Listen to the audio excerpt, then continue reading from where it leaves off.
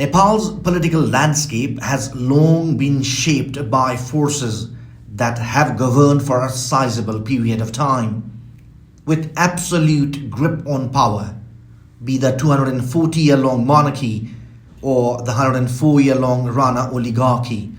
There was absolutely no space for others except for no-party panchayat regime.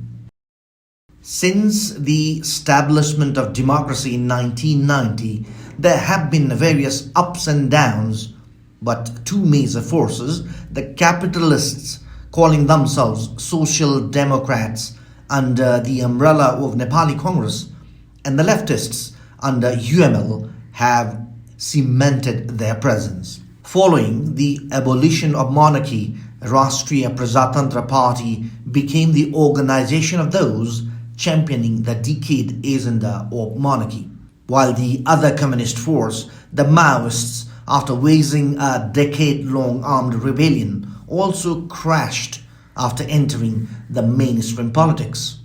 With the latest Genji movement igniting the need for change and transformation in the parties and the leadership, the alternative forces have started uniting with the hope of replacing these forces. The 7-point agreement between Rashtriya Swatantra Party (RSP) and influential and popular Kathmandu Mayor Balendra Shah has been seen as the attempt to reorganize the change agents as the March 5 election approaches. It is not that the alternatives always have to come from outside the established parties. It can come from within the established parties. So in the case of Nepal, both we failed to see the alternatives from within the established parties, and also those who have come from outside the parties as a new force, they have also not been able to establish themselves. Since the abolition of monarchy in 2008, Nepal has witnessed repeated attempts to build alternative political forces. In 2011, Vivekshil Nepali, led by late Ujjwal Thapa, emerged as a youth-driven reformist party promising transparency and good governance. In 2016, former Prime Minister Baburam Bhattarai launched Naya Shakti Party Nepal, aiming to break away from traditional leftist politics. 2017 was the year when Vivekshil Saza Party was formed through a merger symbolizing civic activism and anti-corruption ideals. In 2019, a US returning engineer, C.K. Raut, transformed his secessionist movement into the Janamat Party.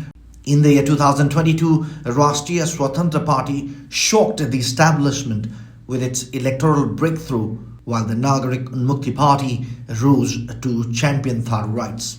Yet, despite these milestones, most alternative parties struggled to sustain momentum. Internal splits, weak organization, and limited rural reach meant they could not replace the entrenched dominance of Nepali Congress, UML, and the Maoists. Now the tide may be turning. The RSP-Balen 7-point agreement signals a coordinated push for reform and reorganization. Their alliance reflects a growing demand for accountability, service delivery, and fresh leadership. It's a major step towards offering a real alternative.